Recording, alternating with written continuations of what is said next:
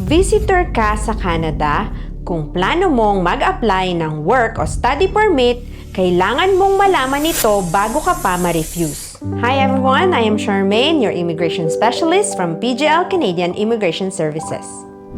Alam nyo bang maraming tourist visa holder ngayon ang nare-refuse kapag nag-a-apply sila ng study o work permit?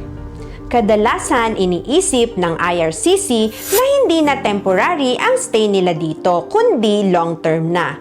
Kaya kung plano mo na eventually maging worker or student sa Canada, mas safe na magstay ka lang ng less than 1 year at bumalik sa inyong home country bago muling mag-apply.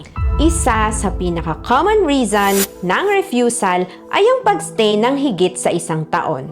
Kapag nangyari yan, kahit ilang beses kayong mag-apply, kadalasan hindi na nagbibigay ng chance ang IRCC. Planning is everything. Kapag dumating na ang time na may nahanap kayong employer o nagbago ang sitwasyon ninyo, mas malaki ang chance na ma-approve ang application ninyo. For more immigration tips and updates, follow us, stay smart, and plan ahead.